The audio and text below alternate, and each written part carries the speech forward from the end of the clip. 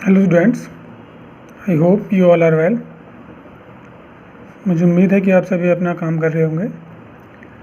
तो अब हम जो आगे पढ़ते हैं, जो हमने यहाँ तक पढ़ा था वो हमने पढ़ा था पैकिंग जो हम करते हैं एटम्स की किसी भी क्रिस्टल में, तो वो किस तरीके से करते हैं। तो ये हमने CCP और FCC और HCP के बारे में पढ़ लिया था। अब जो हम बात करते हैं कि जो फॉर्मूला कैसे बनते हैं कंपाउंड्स के, जो फॉर्मूला ऑफ कंपाउंड्स है नंबर ऑफ वाइट्स फील्ड की जो एक स्ट्रक्चर होता है उसके अंदर कहाँ पे कौन सा एटम प्रेजेंट होता है किस तरीके से। तो मोस्टली जैसा कि हम जानते हैं आयनिक सॉलिड्स हमारे सॉलिड स्टेट में पाए जाते हैं। मोस्टली हमारे आयनिक जो सॉलिड्स होते हैं या आयनिक कंपाउंड्स जो होते हैं they are in the solid state. तो अगर हम बात करते हैं in ionic solids the bigger ions, generally जो हमारा क्या होता है एनाइन, आयनिक सॉलिड्स में जो प्लेसमेंट होती है किस तरीके से होती है, जो एनायन होता है वो हमारा कहाँ पे होता है क्लोज्ड पैक्ट, मतलब जो ये एटम्स रखे हुए हैं ये क्या होते हैं हमारे एनाइंस होते हैं जो हमारा बड़ा होता है साइज़ में। और जो कैटायन होता है जो स्मॉलर होता है, तो जो इनके अंदर वाइट्स होते हैं, जो दो तरह के वाइट्स होते हैं हमारे tetrahedral voids and the octahedral voids, वहाँ पे होते हैं हमारे कैटाइंस। तो क्या अरेंजमेंट है आप जरा समझ में आ गया होगा आपको। आयनिक सॉलिड्स में क्या अरेंजमेंट होता है, जो हमारे पॉइंट्स होते हैं, जो लोकेटेड पॉइंट्स होते हैं वो होते हैं हमारे एनाइंस, क्योंकि वो बड़े होते हैं और वो वहाँ पे होते हैं। उसके बाद उनके बीच में जो स्पेस बच जाता है वहाँ होते हैं हमारे कैटाइंस। ओके, तो जो वाइट्स में हमारे कैटाइंस प्रेजेंट होते हैं। अब एक बात और है, जो हमारे पास क्या होता है सभी के सभी वाइट्स हमारे कभी ऑक्यूपाइड नहीं होते, उसका फ्रैक्शन ऑक्यूपाइड होता है। अगर हमारे पास कैटाइन बड़ा है या कैटाइन बड़ा है तो वो कहाँ जाएगा, हमारा ऑक्टाहेड्रल वाइट्स में जाता है, और अगर कैटाइन छोटा है तो वो हमारा टेट्राहेड्रल वाइट्स में जाता है। कभी कभी दोनों में हमारे पास कैटाइन भी होता है। तो फ्रैक्शन जो होता है कम्प्लीटली फिल तो नहीं होते, लेकिन जो फ्रैक्शन होता है हमारा मोस्टली एक फ्रैक्शन जो एक हिस्सा होता है हमारे ऑक्यूपाइड्स का वो हमारा ऑक्यूपाइड रहता है। तो जो जितना फ्रैक्शन वो ऑक्यूपाइड रहता है उसके बेस पे हमारा उसका फॉर्मूला निकल के आ जाता है। ठीक है, all the whites are not occupied if cation is smaller then tetrahedral whites are occupied, and if cation is bigger then the octahedral whites are occupied. That is, in a given compound the fraction of octahedral and tetrahedral whites are occupied. समझ में आ गया आपको किस तरीके से हमारा arrangement होता है। एनाइंस जो इलेक्ट्रिक साइट होती हैं और जो कैटाइंस होते हैं they are in the voids. अच्छा, अब हम बात करते हैं कि किस तरीके से निकालते हैं, ये ज़रूर हमारा क्वेश्चन आता है। तो वो कहता है कि इन ए कंपाउंड जो बना है फॉर्म बाय द दो एलिमेंट है हमारे पास एक्स एंड वाई। जो वाई के हैं जो हमारा एनायन है मेक CCP, किस में हमारे पास वो CCP यानी कि FCC में बनता है, क्यूबिक क्लोज पैकिंग बनाता है। और जो एक्स हैं जो कैटायन है हमारा वो कहाँ पे होता है, ऑल जितने भी हैं हमारे पास सभी ऑक्टाहेड्रल वाइट्स पे मिलता है,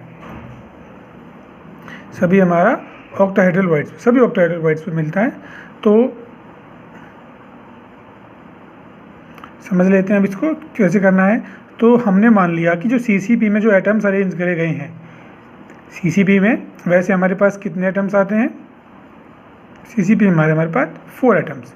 लेकिन हम अगर ये भी नहीं पता तो हम n मान लेते हैं उसे, कि हमने जो CCP अरेंजमेंट किया उसके अंदर कितने एटम्स अरेंज कर लिए, हमने n एटम्स अरेंज कर लिए। तो जो एटम्स हो गए हमारे उस क्रिस्टल के अंदर y के वो कितने हो गए, n एटम्स। अच्छा, अब हम ये भी जानते हैं कि अगर n एटम्स हैं तो वाइट्स कितने होंगे उसके अंदर, मैंने आपको बताया था ऑक्टाहेड्रल वाइट्स कितने होते हैं n, और टेट्राहेड्रल वाइट्स कितने होते हैं 2n। तो जब हमने n एटम्स को अरेंज कर दिया तो ऑक्टाहेड्रल वाइट्स कितने बने हमारे पास n। ओके, तो अब उसके अंदर हमारे पास जो y आया था वो हमारा n पे था, और जो ऑक्टाहेड्रल जो है वो है वहाँ पे x रखा हुआ है, तो x भी कितने होंगे, क्योंकि सभी ऑक्टाहेड्रल वाइट्स ऑक्यूपाइड कर रखे ना उसने, तो x की वैल्यू भी कितनी होगी हमारे पास n एटम्स। तो फॉर्मूला क्या बन गया, x भी n है और y भी n है। जनरली जो हमारा कैटायन होता है वो पहले लिखा जाता है, तो x भी n है y भी n है, तो यहाँ से n कॉमन आ गया, तो क्या फॉर्मूला बन गया हमारे कंपाउंड का XY। आई बात समझ में। चलो एक एग्जाम्पल और लेते हैं, एक एग्जाम्पल और लेके समझते हैं कि जो एटम्स जो B एलिमेंट है हमारे पास, एटम्स ऑफ एलिमेंट B वो हमारा HCP में मिलता है। जो हम हेक्सागोनल क्लोज पैकिंग करते हैं वहाँ पे हमने एलिमेंट्स B को रख दिया, और जो A एलिमेंट्स है वो हमारे कहाँ है 2/3 यानी कि 2/3 जो पार्ट है हमारा 2/3 ऑफ द टेट्राहेड्रल वाइट, उसके अंदर जितने टेट्राहेड्रल वाइट्स हैं उसका 2/3 हमारा ऑक्यूपाई कर लिया एलिमेंट A ने। तो हमारे पास HCP में एटम्स वैसे कितने होते हैं 6 होते हैं, लेकिन अगर हमें ये भी नहीं पता तो हम मान लेते हैं n। Let the atoms of B form HCP, हमने HCP बनाने में कितने एटम्स को यूज़ किया, n एटम्स को यूज़ किया। अब उसके अंदर टेट्राहेड्रल कितने होंगे, 2n, ये तो बताया मैंने आपको, 2n होते हैं।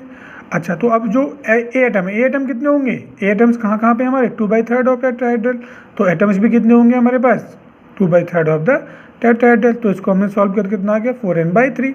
तो ए कितना हो गया हमारे पास, 4n/3, और बी कितना हो गया, n।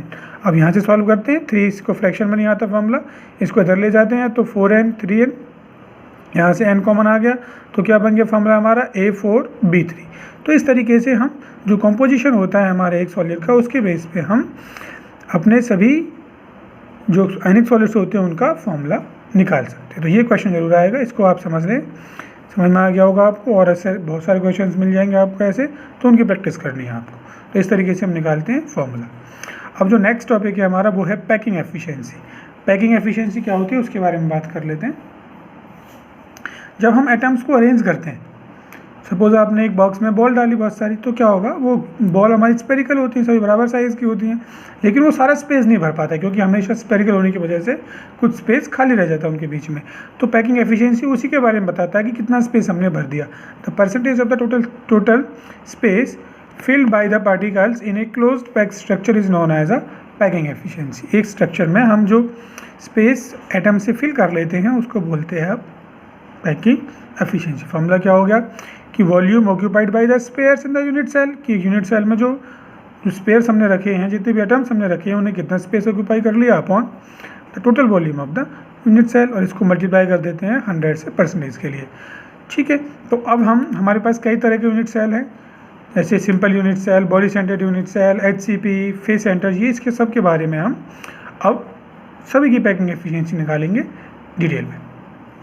अच्छा, तो जो हम फर्स्ट पैकिंग एफिशिएंसी निकालते हैं वो है हमारी सिंपल यूनिट सेल की।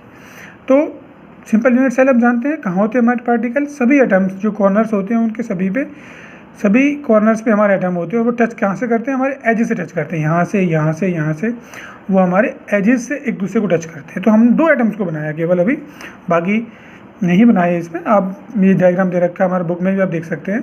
तो ये हमारी एज लेंथ हो गई, इसकी सारी बराबर होती है, क्यूबिक है, तो ये हमने रेडियस मान ली एक एटम की।